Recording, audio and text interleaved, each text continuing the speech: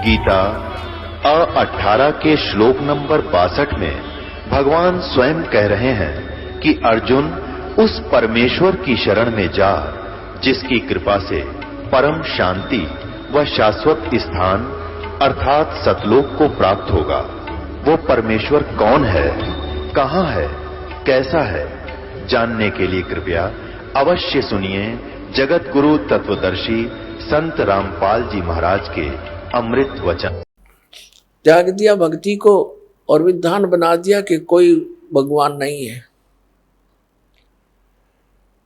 ये सृष्टि अपने आप बनती और बिगड़ती रहती है और काल यही चाहता है कि ये नास्तिक हो जाए, बिल्कुल भगवान की रुचि ना रहे। इस खासकर इस कलयुग में पहले जिसने चिंता थी नहीं।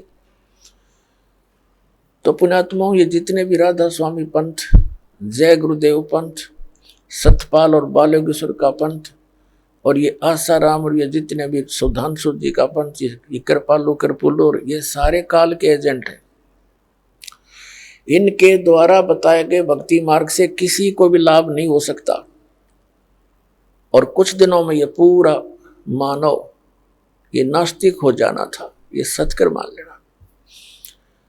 अब जैसे राधा स्वामी पंथ के प्राणी जो 30-30 वर्ष, 20-20 वर्ष, 10-10 वर्ष से वहाँ साधना किया करते थे और वहाँ उनको सुख होते थे और बताते थे, जो गुणगान करते थे, गुरुजी आज हमें ये लाभ हो गया, गुरुजी आज हमें ये लाभ हो गया, और ईब उनकी बिरानमटी होगी। इसी जैसे सुख इन राधा स्वामी धन धन सतगुरु सच्चा सौदा सिर साड़े आसाराम राणा नो है ईसा तो हम साला सर जाया करते जब भी होया करता था। उस हनुमान की पूजा, पत्थर की मूर्ति पूजा करने जाते, तभी हमें महसूस होता था कि हमें ये सुख हो गया, हमें ये सुख हो गया। वो होता था हमारे पूर्व जन्म के पुण्यों से और हम सोच रहे थे बाबा हनुमान जी ने दे दिया, बाबा हनुमान जी बता। अब वो तो आप भगत थे, एक भगत दूसरे भगत को क्या दे सकता है? और वो कभी नहीं कहा करते मेरी भक्ति करो, वो तो खुद भगवान की भक्ति करते थे, औरों को सलाह देते थे भक्ति करो भगवान की। तो इन अनाड़ी अज्ञानी काल के एजेंटों ने हमें ये सब हमको उल्टे मार्ग पर लगा दिया। तो ऐसे ही ये प्राणी भ्रमित हो गए। जैसा भी पुण्यात्मा को जैसा कोई गुरु मिलता है, उस गुरु जी के बताए अनुसार वो तन मन धन से समर्पित हो जाता है। इसी प्रकार एक धर्मदास नाम के एक बहुत पुण्यात्मा थे। मध्य प्रदेश के अंदर एक बांधवगढ़ नाम का एक शहर था और वहाँ उस पुण्यात्मा का जन्म हुआ था। बहुत बड़े धनी व्यक्ति थे। धनी व्यक्ति, इतना धन था उनके कि श्री धर्मदास जी के पूर्वज इतने धनवान थे कि कभी कोई प्राकृतिक आपदा आ जाती थी और वहाँ का नवाब भी धर्मदास जी के पूर्वजों से वित्तीय सहायता लिया करता था। इतने धनी व्यक्ति होते हुए और फिर भगवान की चाह, तो पुण्यात्मा वो कितनी पुण्यकर्मी प्राणी होगा, कोई एस्टिमेट नहीं लगाया जा सकता उसका। अब फिर उसको एक काल का दूत मिला हुआ था, श्री रूपदास जी, जो श्री राम, श्री कृष्ण, शंकर भगवान और विष्णु जी का मार्गदर्शन करता था, विष्णु जी का उपासक था, वैष्णव साधु था। अब उस भोली आत्मा को जैसा भी उस गुरुदेव ने पाठ पढ़ाया, अब शिष्य तो एक कोरा कागज होता है और गुरु संत को वो गुरु मानकर उसके पास जाता है। जो भी ज्ञान वो को देता है उस कोरे कागज पर अंकित होता चला जाता है। इसी प्रकार धर्मदास जी अपने गुरु रूपदास जी के द्वारा बताए गए उस भक्ति मार्ग पर तन मन धन से समर्पित था। उनके गुरुदेव ने कौन सी पूजाएं बता रखी थी कि हरे राम हरे कृष्ण, राम राम कृष्ण कृष्ण हरे हरे, ओम भगवते वासुदेव नमः, ओम नमः शिवाय, ओम नमो भागवते वासुदेव। और साथ में अन्य क्रियाएं बता रखी थी, जैसे शालग्राम यानी विष्णु जी की मूर्ति की पूजा, गीता जी का नित्य पाठ, कुछ अंश का, और एकादशी का व्रत, श्राद्ध निकालना, पितृ पूजाएं, तीर्थों का भ्रमण, तीर्थों में स्नान करने से कल्याण होगा। जैसा भी शंकराचार्य ने, आदि शंकराचार्य ने ये उल्टा पाठ पढ़ाया था, वही हिंदू धर्म के अंदर ये सभी धर्मगुरु उसी ज्ञान को आगे फैलाया है। आदि शंकराचार्य एक बहुत पुण्यकर्मी प्राणी थे। उनके पिताजी शंकर भगवान के दृढ़ पुजारी थे और शंकर जी की कृपा से ही वो अपने पुत्र की उत्पत्ति मानते थे। 8 वर्ष की आयु में आदि शंकराचार्य जी परमात्मा के लिए संत की खोज में चल पड़े। एक संत किसी गुफा में रहता था, उसकी बहुत बोलबाला था, प्रशंसा होती थी, सबकी जुबान पर चढ़े हुए थे। और वो महीने में, 2 महीने में, 15 दिन में गुफा से निकला करता था। उसकी महिमा और प्रशंसा सुनकर वो बालक शंकराचार्य वहां पहुंच गया। 15-20 दिन वहीं बैठा रहा, टस से मस नहीं हुआ। जब वो बाहर आया, उसे अपने कल्याण के लिए मार्ग जानना चाहा। उसने क्या पाठ पढ़ा दिया कि जीव ही ब्रह्म है, तू खुद ही भगवान है, तू भूल गया अपने आप को, अपने आप में लौट जा। ये शरीर तू नहीं है, ये मन तू नहीं है, हाड़ चाम का पुतला तू नहीं है, तू तो निर्लेप आत्मा है, बस तू खुद भगवान है। अब उस कोरे कागज पर जो लिख दिया उसने फाइनल मान लिया और इसी ज्ञान को आगे संसार में फैलाने लगा, बढ़ाने लगा। तो उस समय भी हमारे पूर्वज इतने बुद्धिमान थे, उन्होंने उनसे कहा कि स्वामी जी, आप कह रहे हो कि जीव ही भगवान है, जीव ही ब्रह्म है, फिर ठीक है, आप अपना काम करो, हम अपना कर रहे हैं, तो आप भी भगवान और हम भी भगवान, फिर और करना क्या रह गया? फिर क्या करें बताओ? आप कह रहे हो जीव भगवान है और ये ज्ञान देते फिर ठीक है, हमने पता लग गया, तू भी भगवान हम भी भगवान, चल अपना काम कर। अब उसने सोचा भाई ये ऐसे तो ये पंथ बढ़ेगा नहीं, यह तो बहुत बात बिगड़ी, बात भी सच्ची है। जब भगवान ने हैं हम सारे, तो फिर क्रिया क्या रहेगी, फिर और साधना क्या करेंगे भी? तो उसने भी फिर शर्मिंदा होकर और कोई चारा ना देखकर, क्योंकि पिछले संस्कार उसमें भरे हुए थे श्री राम और श्री कृष्ण के, तो उसने कहना शुरू कर दिया कि श्री राम, श्री कृष्ण और शंकर भगवान और विष्णु जी की पूजा करा करो। और तीर्थों पर, मंदिरों में ये उसी के दोबारा उसी का पनपाया हुआ ये ज्ञान है। इस कारण से उसी परंपरा से आगे चलकर रूपदास नाम के एक संत थे। आदरणीय धर्मदास साहिब जी अपने पूज्य गुरुदेव रूपदास जी के द्वारा बताए गए मार्ग के अनुसार 68 तीर्थों पर घूम रहा था।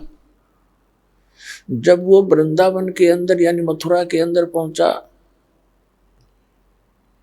अब मथुरा की महिमा ये कैसे सुनाते हैं हमारे धर्मगुरु कि वहाँ भगवान श्री कृष्ण ने लीला की थी, क्रीड़ा की थी, भगवान कृष्ण वहाँ पर घूमा फिरा करते थे, उसके चरण टिके हुए हैं और उस तालाब में स्नान किया करते थे। गोवर्धन पर्वत को भगवान श्री कृष्ण ने उठा लिया था, वहां जाने से कल्याण हो जाएगा। अरे भले आदमियों, भगवान श्री कृष्ण जी ने, अब आगे बताएंगे, तो परमात्मा उनसे मिले। धर्मदास जी जैसा भी क्रिया बता रखी थी, मथुरा के तालाब में स्नान किया जिसको वो तीर्थ मानते हैं, और उसी में से एक लोटा जल का भर लाया। पहले तो कुछ स्थान गोबर, गाय के गोबर से और मिट्टी मिला करके लीपा, और फिर उसके ऊपर एक बढ़िया कपड़ा बिछा के पहले तो भगवान विष्णु की मूर्ति को स्नान कराया, एक थाली में रख के उसको फिर सारे कपड़े पहनाए, तिलक तुलक लगाया, मुकुट रख दिया, और उसको धूप दीप दे के लगा गीता जी का पाठ नित्य नियम करता था। वो भगवान परमात्मा, वो सतपुरुष, वो हमारे पिता हमारे लिए भटक रहे हैं। वो उस समय काशी में रहा करते, काशी में प्रगट थे, एक जुलाहे की भूमिका कर रहे थे। परमात्मा का यहाँ आने का उद्देश्य यही होता है कि यथार्थ ज्ञान प्रचार करूं, और काल भी ना समझ सके कि ये भगवान आए हैं, इस तरह लीला किया करते हैं। वो काशी के अंदर दुल्हाए का कार्य करते थे, और परमात्मा जिस उद्देश्य को लेकर आते हैं वो भी साथ साथ पूरा करते हैं। जैसा कि वेद गवाही देते हैं कि वो परमात्मा सतलोक से चलकर आता है, अच्छी आत्माओं को मिलता है, उनको ज्ञान देता है, तत्व ज्ञान देता है, अध्यात्म मार्ग से कंप्लीट पूर्ण अध्यात्म मार्ग से उसको परिपूर्ण करता है। और परमात्मा स्वयं भी कहते हैं, गोता मारूं स्वर्ग में जा बैठूं पाताल, कह कबीर ढूंढता फिरूं मैं अपने हीरे मोती लाल। उन हीरे मोती लालों को खोजते हुए परमात्मा एक जिंदा महात्मा का रूप बनाकर वहां पहुंच गए, जहां धर्मदास जी अपना नित्य क्रिया कर रहा था। थोड़ी सी दूरी पर बैठ के, जिंदा महात्मा होते हैं मुसलमानों में, काला सा ओवरकोट पहनते हैं, घुटनों से नीचे ताई का, पिंडलियों तक का एक ही, और एक अंडरवियर कच्छा पहनते हैं घुटनों तक का, एक ऊपर टोप काले से रंग का, ऐसा ऊंचा ऊंचा सा टोप कपड़े का बनाकर पहनते। ऐसी वेशभूषा वाले को जिंदा महात्मा कहते हैं। ये विशेषकर मुसलमानों में होते हैं। परमात्मा थोड़ी दूरी पर बैठ गया, क्योंकि हिंदू मुसलमानों से इसलिए नफरत करते रहे हैं कि ये मांस खाते हैं।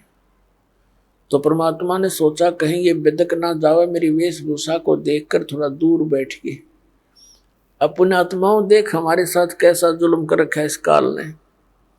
हमारे पिता ने हमारे निकट आते हुए डर लग रहा है, कहीं मेरा बच्चा और दूना ना गर्क हो जाए। जैसे बच्चा डूबने जा रहा हो और को निकालने के लिए कोशिश करता है, तो उसने ये भी ध्यान रखना पड़ता है कि आगे और ना चला जाए ये बालक, गहरे पानी में डूब ना जा। तो इसलिए परमात्मा दूर बैठ के, और वो नित्य नियम करते हुए गीता जी का पाठ कर रहा था, और परमात्मा ऐसे गर्दन हिला रहे थे जैसे मानो धर्मदास जी के द्वारा पढ़े जा रहे उस गीता के ज्ञान से बड़े प्रभावित हैं और बहुत अच्छा लग रहा हो। धर्मदास जी ने देखा कि ये मुसलमान होकर के हमारी गीता के ऊपर कितना आसक्त है। उस दिन थोड़ा सा और ऊंचे स्वर में बोलना शुरू कर दिया, और गीता अध्याय जिसको पढ़ रहा था उसका अनुवाद भी साथ बोलना शुरू कर दिया। जब उसने अपनी सब क्रियाएं कर ली, तब परमात्मा थोड़े से निकट आकर बैठ गए 10 फुट की दूरी पर, और कहा, महाराज जी, हे महात्मा जी, मैं परमात्मा के लिए भटक रहा हूं और मुझे कोई मार्गदर्शन करने वाला नहीं मिल रहा है। परमात्मा की तरफ मुझे बहुत है, मेरा कोई मार्गदर्शन करो, मुझे यथार्थ ज्ञान बताएं। तब धर्मदास जी को और अच्छी खुशी हुई कि भी बड़ी अच्छी बात है, एक मुसलमान हमारे इस धर्म से प्रभावित हुआ, हमारे ज्ञान से। तो उसने कहा कि आजा, बैठ जा, बता देता हूं। देखो, ऐसे ऐसे लगा बताने कि 68 तीर्थ करने चाहिए, श्रीमद् भगवद गीता का नित पाठ करना चाहिए, और ऐसे ऐसे राम कृष्ण की भक्ति करने से मोक्ष होता है, शंकर भगवान की भक्ति करनी चाहिए। तब परमात्मा ने कहा कि मेरे कुछ प्रश्नों का उत्तर दीजिए महात्मा जी, ताकि मेरा शंका का समाधान हो सके। धर्मदास जी क्योंकि वैष्णव साधुओं जैसी वेशभूषा बना रखी थी उसने, 60-65 साल की, 60 से भी ज्यादा उम्र होगी थी उनकी, 70 के आसपास। और उसमें उसने अपने वेशभूषा एक वैष्णव साधुओं संतों जैसी बना रखी थी। गले में एक कंठी, एक तुलसी की माला, मणिया होता है मन का बस, और लंबा सा तिलक यहाँ से लेकर यहाँ तक पूरे नाक पर लगाते हैं, माला डाल रखी, अन्य मालाएं। तो इस वेशभूषा वाले को वैष्णव संत कहते हैं। तब परमात्मा ने कहा कि महात्मा जी मेरी कुछ शंकाओं का समाधान कीजिए, मुझे ये बताइए कि ब्रह्मा विष्णु महेश जी के माता पिता कौन है। अब धर्मदास जी जो पाठ पढ़ रखा था वही लगा सुनाने, ये तो अजर अमर हैं, इनका कोई माता पिता नहीं है, सर्वेश्वर हैं, श्री कृष्ण विष्णु ये एक ही है। तब परमात्मा ने कहा कि श्रीमद् भगवद गीता का ज्ञान बोला किसने महात्मा जी। धर्मदास जी ने कहा कि श्री कृष्ण भगवान ने बोला। श्री कृष्ण भगवान विष्णु जी के अवतार हैं, रजगुण ब्रह्मा जी हैं, सतगुण विष्णु, तमगुण शिव जी, ये तीनों ही भगवान अजर अमर हैं, यही स्थिति उत्पत्ति और संहार यही करते हैं। तब परमात्मा ने कहा कि अभी आप जो गीता पढ़ रहे थे, गीता जी अध्याय नंबर 4 के श्लोक नंबर आपने 5 में पढ़ा, 9 में पढ़ा। परमात्मा वैसे उस समय उनके साथ हो, ये दास बता रहा आपको ताकि आप बुद्धिमान हैं, आज एजुकेटेड हैं, ताकि इन श्लोक और मंत्रों को आप सुनकर देख सकते हैं, सच्चाई से परिचित हो सकते हैं। उस समय तो परमात्मा ने यही कहा था, आप जी ने अभी जो पढ़ा था सब्जेक्ट, जो अध्याय पढ़ा था, उसमें आप कह रहे थे कि गीता ज्ञानदाता कहता है अर्जुन तेरे और मेरे बहुत जन्म हो चुके हैं, तू नहीं जानता मैं जानता हूं। तो ये तो इसका, और फिर 18वें अध्याय के 62वें श्लोक में परमात्मा ने उनको हर तरह से कंडम करना चाहा, क्योंकि काल के प्रत्येक दाव को जब तक नहीं काटा जाएगा तब तक प्राणी परमात्मा को पहचान नहीं सकता। तब परमात्मा ने कहा कि मैंने एक स्थान, एक जगह मैं सुन रहा था गीता का पाठ, एक ब्राह्मण सुना रहा था, वो कह रहा था 18वें अध्याय के अंदर 62वें श्लोक में कि अर्जुन तू सर्वभाव से उस परमेश्वर की शरण में जा, उसकी कृपा से तू परम शांति को, सनातन परम धाम को प्राप्त होगा। श्रीमद् भगवद गीता अध्याय नंबर 15 के श्लोक नंबर 1 से लेकर 4 में कहा कि अर्जुन उल्टे लटके हुए संसार रूपी वृक्ष को जो संत तत्व से जानता है, उसके सभी विभागों को जानता है, वो तत्वदर्शी संत है। और तत्वदर्शी संत की प्राप्ति के उपरांत परमेश्वर के उस परम पद की खोज करनी चाहिए, जहां जाने के बाद साधक फिर लौटकर कभी संसार में नहीं आते। और गीता ज्ञानदाता स्वयं कह रहा है केवल उसी की भक्ति करो। वो भगवान बता मुझे कौन है महात्मा जी। और ये आपके रामकृष्ण तो नासवान बता रहे अपने आप, तो आप कह रहे हो श्री कृष्ण जी अर्थात विष्णु जी ने गीता बोली, तो ये तो आप कह रहे हैं मेरी तो जन्म मृत्यु होती है, आप इनको अजर उम्र बता रहे हो।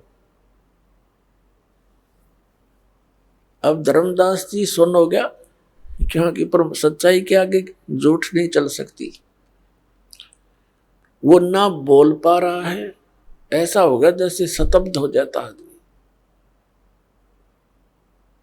फिर परमात्मा ने कहा कि महात्मा जी आप गुस्सा ना मानना, देखो मैं जब तक अपनी शंका का समाधान नहीं करवा लूंगा तो मैं आपका अनुसरण कैसे कर पाऊंगा। धर्मदास जी ने फिर लंबा सांस लिया, एक और बोल क्या क्या पूछेगा, है पूछना पाछना तो कुछ रह नहीं रहा था, फिर शर्मिंदा होकर कह रहा था। परमात्मा ने कहा कि जैसे आप श्री राम हरे कृष्ण ओम नमः शिवाय ओम भगवते वासुदेव ये जो मंत्र जाप करते हो, एकादशी का व्रत करते हो, या तीर्थों पर जाने के लिए आप स्वयं भी जाते हो और मुझे भी आप बता रहे हो ऐसा करो, तो क्या श्रीमद् भगवत गीता में लिखा है ऐसा? कि नहीं, इसमें तो कहीं नहीं लिखा। धर्मदास बोला। तो परमात्मा ने कहा कि एक किसान था और उसको वृद्ध अवस्था में 60-70 वर्ष की उम्र में पुत्र प्राप्त हुआ। उस किसान ने सोचा कि मेरा पुत्र जब तक युवा होगा, ऐसा ना हो मेरी मृत्यु हो जावे, तो उसने एक पेड़ पर बही में अपना कृषि के लिए जो अनुभव था, कौन सी फसल किस समय पर बीजनी चाहिए और किस समय उसमें फर्स्ट वाटरिंग यानी प्रथम सिंचाई करनी चाहिए, कौन से मौसम में वो बीजनी चाहिए, कैसा बीज होना चाहिए, किस समय उसका परिपक्व होने का ये कलर हो जाएगा तब उसको काटना चाहिए, वो पूरा डिटेल लिख दिया। और उसकी पिता की मृत्यु होगी, पुत्र युवा हुआ। अब वो पुत्र उस अपने पिता की उस बही को, पेड़ को, अनुभव को डेली पढ़ लेता है, 1 पृष्ठ या 2 पृष्ठ, और जैसा उसके पिताजी ने मार्गदर्शन कर रखा इसकी बजाय वो और ही क्रियाएं उसमें और ही फसल बो रहा है। जैसे बोने के लिए लिखा है गेहूं और बो रहा है भांग, तो वो कैसी समझदारी कर रखी है उसने। उस बच्चे का क्या कर्तव्य बनता है धर्मदास जी मुझे बताइए आप।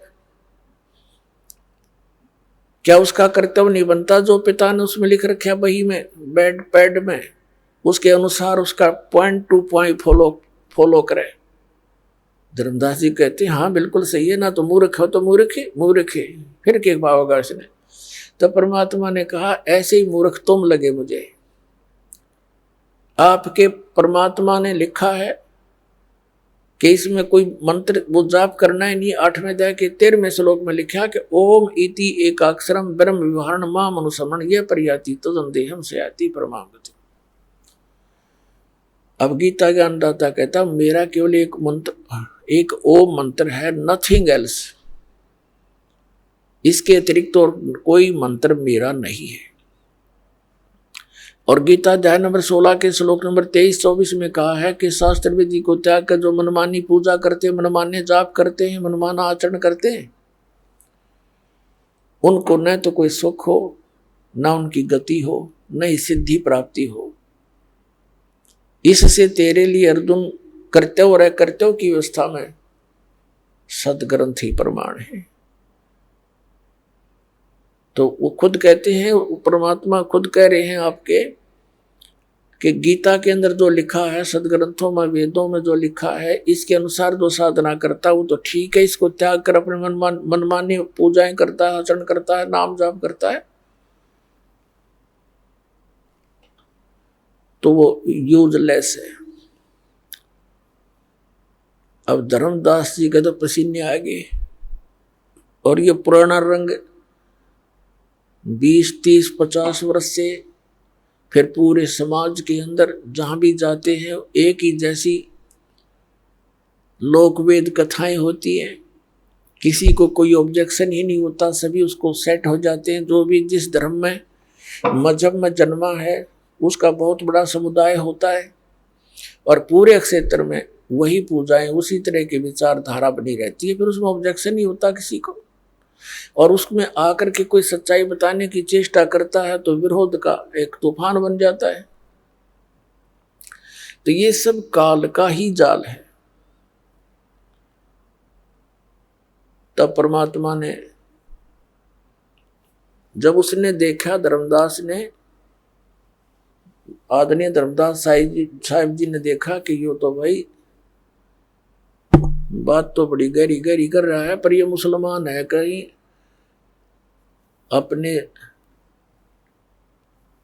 अपने उद्देश्य कुछ अन्य उद्देश्य लेकर ही कुछ ना बोल रहा हो। तब उसने कहा कि जिंदा, तू हमारे देवी देवताओं के बारे में गलत ना बोला है, और हम तो यही पूजाएं करेंगे, और हम जीव हिंसा नहीं करते। तब परमात्मा ने देख लिया कि काल आ बैठे इसकी मति में, एकदम अंतर ध्यान हो गए भगवान, सामने से अदृश्य हो गए। धर्मदास जी एकदम भयभीत हो गए और फिर उसको विचार आने लगे कि अरे सारी सच्ची बता रहे थे तो देख मैं कैसा नालायक हूं, ये भगवान मुझे माफ कर दो। अब उनने तो वो ऐसा कंडेम कर दिया मालिक ने उस ज्ञान से कि जो साधनाएं वो कर रहा था उसकी रुचि नहीं बड़ी उनको करने में, क्या करे उसको। अब श्याम होगी इसी चिंतन में रहा कि, और सोच ये कह रहा, मन मन में रो रहा कि भगवान एक बार फिर आ जाओ, एक बार दर्शन दे दो, मैं आपकी सारी बात सुनूंगा। मैं पापी आत्मा हूं, देख कैसी अच्छी बातें बता रहे थे और मैंने स्वीकार नहीं किया, मैं कितना नीच नालायक व्यक्ति हूं। अपने आप को कोस रहा था, सारी रात करवट लेकर काटी, सुबह वो क्रियाएं करने की रुचि बनी नहीं। सुबह उठकर लगा फिर खाना बनाने। खाना बनाने के लिए शाम को लकड़ियां ला के रख लेते थे, उसने तो पूरा स्टॉक रखा था, क्यों हफ्ता 10 दिन का वहां टूर प्रोग्राम था उसका। तो उसमें कुछ गिल्ली लकड़ियां भी थी, कुछ सूखी भी थी। एक मोटी लकड़ी लगा के, सहयोगी लकड़ी लगा के अग्नि जला दी, रोटी लगा बनाने। अपनी दाल भात जो भी बनाना था वो बना रहा था। अब लकड़ी जलती हुई आगे को बढ़ रही थी, सूर्य उदय हो गया। सूर्य की रोशनी में जब धर्मदास जी ने क्योंकि सूर्य उदय होने से पहले उसने अपनी क्रिया शुरू, रोटी बनाना शुरू कर दिया था जब थोड़ा सा रोशनी था, और फिर रोशनी अच्छी होगी तो उसने क्या देखा कि चूल्हे में जलती हुई लकड़ी वो साथ आ गई, बिल्कुल निकट आ गई चूल्हे के पास, और वो बीच से खाली थी, थोथी लकड़ी जलती हुई। वो लकड़ी के पिछले हिस्से पर, एंड पर एक तरल पदार्थ उबल रहा था। उस थोथी लकड़ी के चारों तरफ का जो एंड के ऊपर सुराख था, उसके थोड़ी सी गिल्ली लकड़ी होती है तो उसमें ऐसी व्यवस्था बन जाती। उधर से क्या देखा कि चींटियां अपने मुख में अंडे लेकर और आग पीछे को भाग रही है, उस लकड़ी के थोथे उस सुराख में से निकलने की चेष्टा कर रही है, और वो बाहर निकल नहीं पा रही। आगे जल रही हैं अग्नि से, आगे अग्नि से जल रही हैं, पीछे आती हैं तो वो तरल पदार्थ जो चारों तरफ लकड़ी के ऊपर उबल रहा है उसमें गिर के वो चटक चटक हो रही है। अब धर्मदास, क्योंकि भगत के अंदर धार्मिकता और दयालुता घनी होती है, एकदम कांप गया सारा। ये भगवान, यदि इतनी लंबी लकड़ी थी और ये तो तकरीबन सारी ही जल गई, और इसमें ना जाने अनगिनत कितनी चींटियां जल गई है मेरे मालिक, आज इस पापी से बहुत पाप हो गया। तुरंत वो लकड़ी बुझा दी, जितना खाना बन गया था सो बन गया। अब उसने सोचा कि ये कैसे प्रायश्चित करूं इस घोर पाप का। अपनी सोच अनुसार उसने क्या प्लान बनाई कि आज मैं निराहार रहूंगा और इस भोजन को किसी साधु संत को खिला दूंगा, मेरा भार ना बनेगा। ये उद्देश्य लेकर रख के सारी उस भोजन को थाली में चल पड़ा साधु की तलाश में। परमात्मा कहते हैं सोचल सिद्धर मैं करूं अपने जन के काज। एक साधु रूप बना करके, लाल कपड़े वालों को हिंदू धर्म में साधु मानते हैं, और बैठ के एक वृक्ष के नीचे धर्मदास जी की दृष्टि पड़ी तो तुरंत उनके पास जाकर प्रणाम किया, भोजन रख दिया। महाराज जी भोजन पा लो, भूख लगी होगी। परमात्मा ने कहा हाँ धर्मदास भूख लगी है, रख दो भाई। अब वो देख रहा है कि ये आदमी जाना पहचाना सा भी लग रहा है, पर मुझे कैसे जानता है। फिर उसने सोचा धर्मदास जी ने कि मैं बहुत भंडारे करता रहता हूँ, साधु संत आते रहते हैं, तो किसी भंडारे में आया होगा, देखा होगा, मैंने भी इसको देखा होगा। तो परमात्मा ने क्या किया, एक लोटा रखा था अपने जल का, उस जल में लोटे में से थोड़ा जल लिया चुल्लू में और कोई मंत्र बुदबुदाया और जितना भी भोजन था उसके छींटे मार दिए जल के।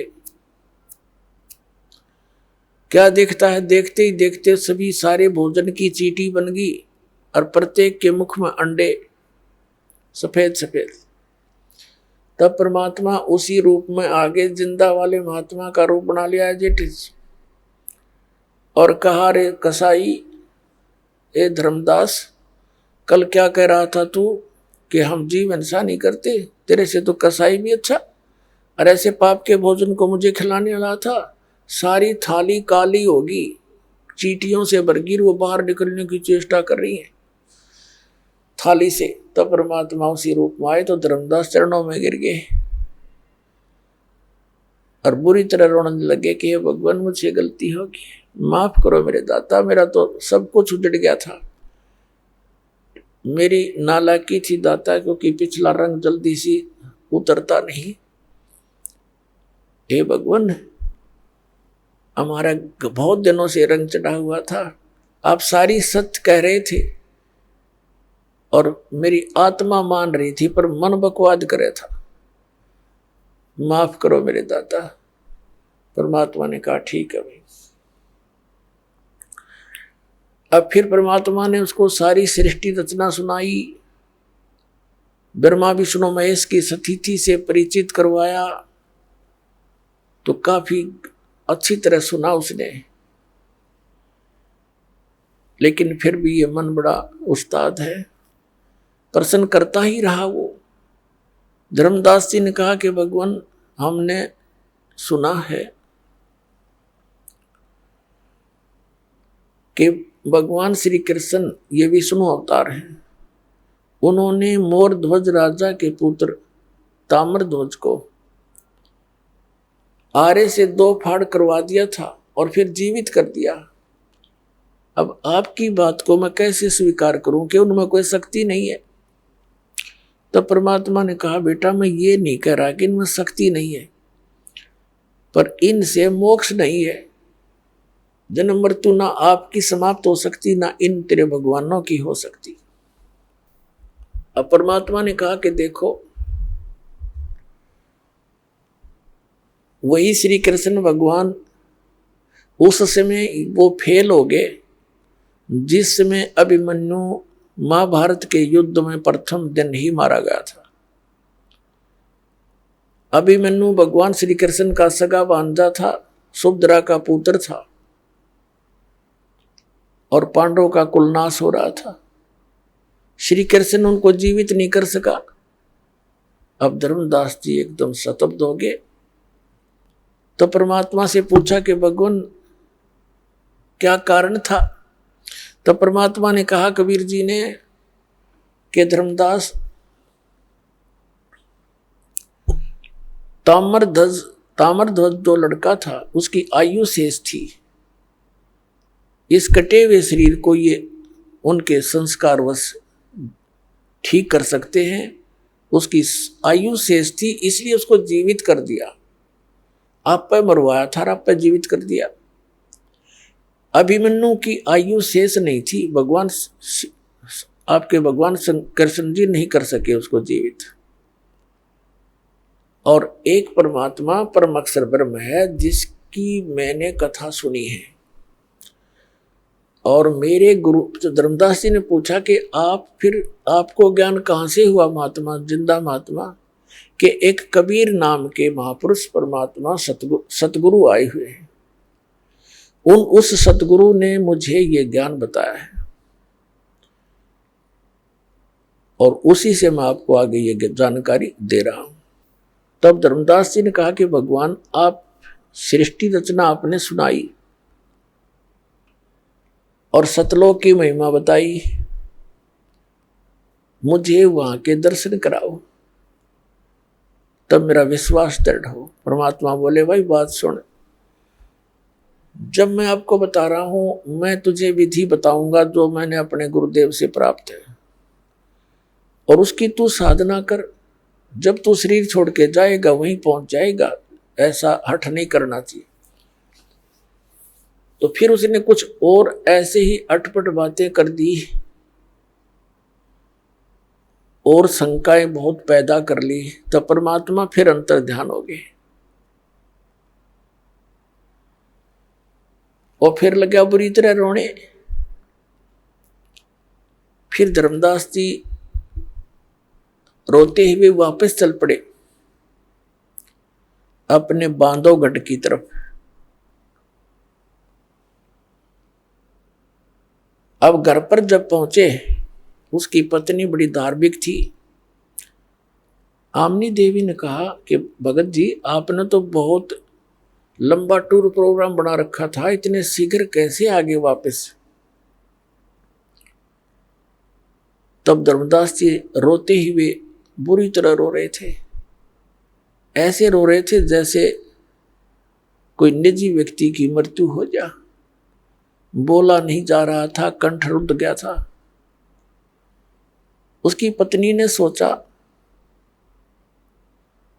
कि भगत जी का किसी ने धन लूट लिया, जो ये पैसा अपने रास्ते का खर्च लेकर गए थे किसी ने लूट लिया, और ये न्यू रो रहा है कि मैं कंजूस टाइप हूं थोड़ी सी।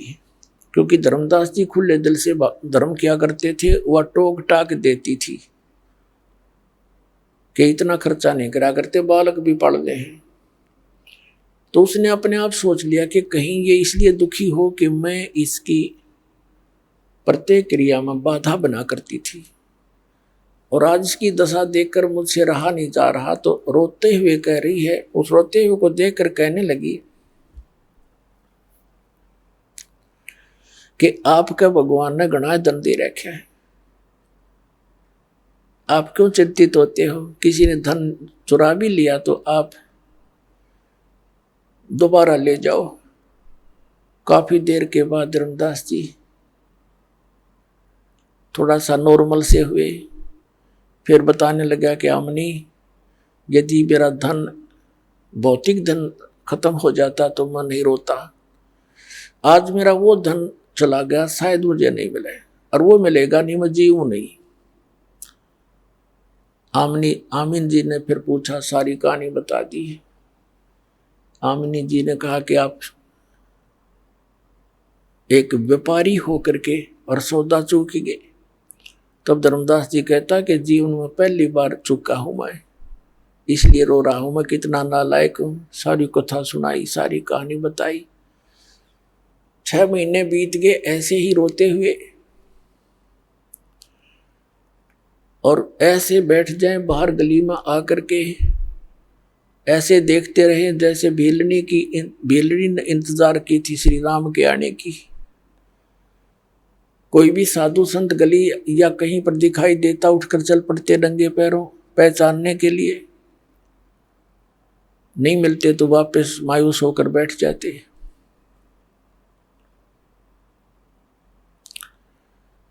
ऐसे 6 महीने बीत गए। एक दिन परमात्मा ने उसकी पत्नी में प्रेरणा की, आमनी देवी में। आमनी ने कहा कि मैं आपकी ये दशा देख नहीं पा रही हूं। परमात्मा ने कोई कारण बताया हो, कैसे मिलेंगे, हम वही क्रिया कर लें। तब धर्मदास जी को याद आया, भगवान ने कहा था कि जहां भी धार्मिक अनुष्ठान होते हैं वहां मैं पहुंच जाता हूं, नहीं तो ये काल ये धार्मिक अनुष्ठान होने नहीं देता, चाहे वो कैसे भी कर रहे हैं। मैं चाहता हूं आस्तिक बनी रहे, काल चाहता ये नास्तिक हो जाए। तब आमनी ने कहा कि आप भंडारा कर दो। आमनी ने 1 दिन का कहा, उसने 3 दिन का रख दिया। अब 2 दिन बीत गए, भंडारे में भगत संत जन आ रहे हैं, भोजन खा रहे हैं, जा रहे हैं, दक्षिणा ले रहे हैं। अब तीसरा दिन भी दोपहर की बात हो गया। अब वो महात्मा नहीं आए तो धर्मदास जी ने फाइनल फैसला कर लिया कि हे परमात्मा, यदि आज दर्शन नहीं दिया, आपका दास संसार में नहीं रहेगा। आज मैं आत्महत्या करूंगा।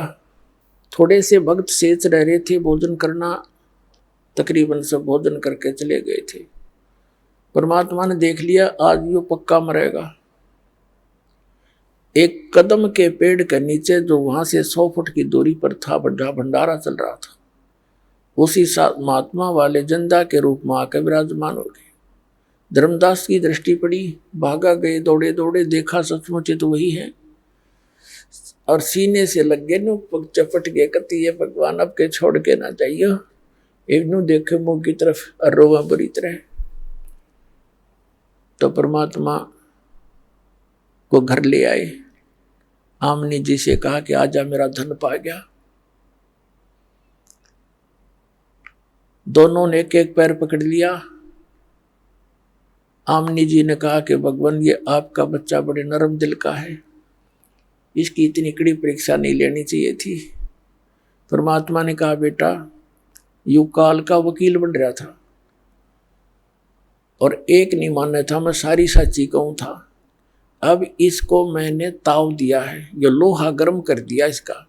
अब जो चोट मारूंगा वह ठिकाने लगेगी, इसलिए इसको 6 महीने का ताव देना पड़ा। फिर परमात्मा ने दोनों को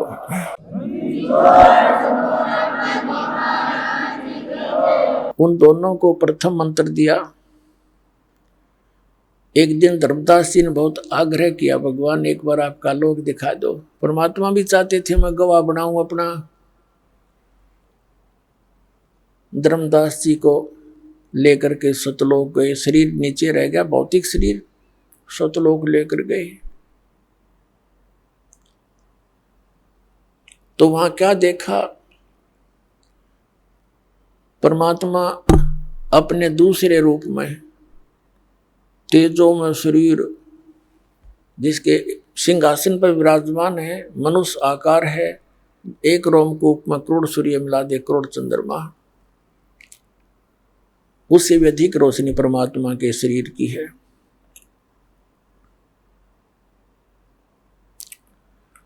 अब धर्मदास जी ने देखा भी महात्मा तो, भगवान तो ये होगा और ये नौकर होगा जिंदा यहाँ का। तो कबीर परमात्मा जिंदे के महात्मा के रूप में नीचे से गए थे, चवर करने लगे उस परमात्मा के अपने दूसरे स्वरूप पर।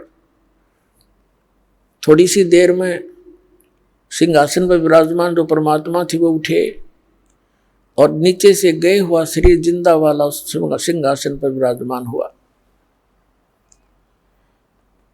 और वो तेजो में शरीर वाला भगवान जिंदा महात्मा के ऊपर चवर करने लगा।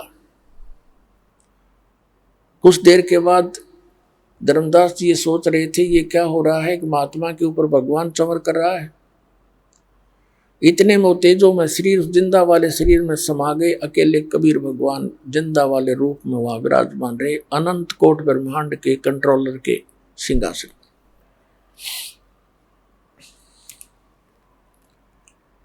फिर परमात्मा ने कहा कि जाइए धर्मदास, नीचे जाओ और मेरी इस सारी महिमा से तू जनता को परिचित कराओ।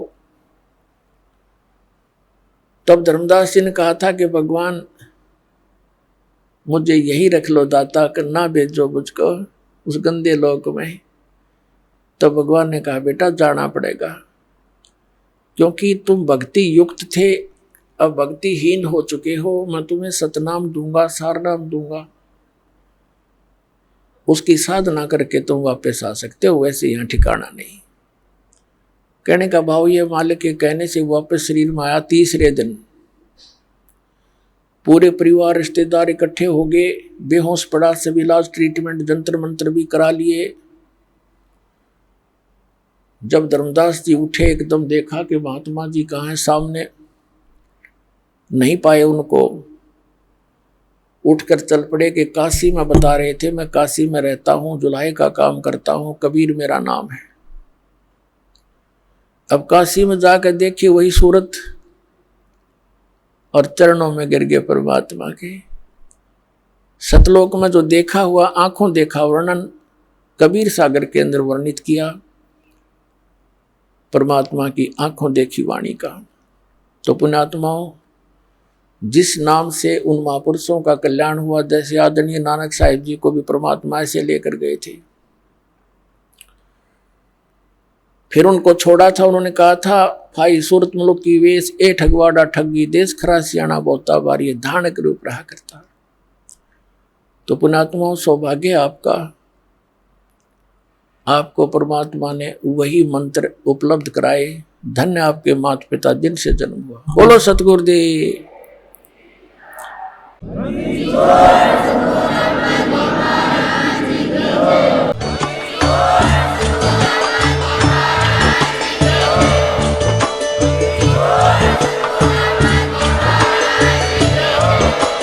आप सुन रहे थे जगत गुरु तत्वदर्शी संत रामपाल जी महाराज जी के मंगल प्रवचन। अधिक जानकारी के लिए विजिट कीजिए हमारी वेबसाइट www.jagatgururampalji.org। संत रामपाल जी महाराज जी के शुभ आशीर्वाद से पूरे विश्व भर में 500 से भी ज्यादा नाम दीक्षा केंद्र हैं, जिन पर संत रामपाल जी महाराज जी द्वारा ऑनलाइन निशुल्क नाम दीक्षा दी जा रही है। अपने नजदीकी नाम दीक्षा केंद्र का पता करने के लिए संपर्क करें 8222880541।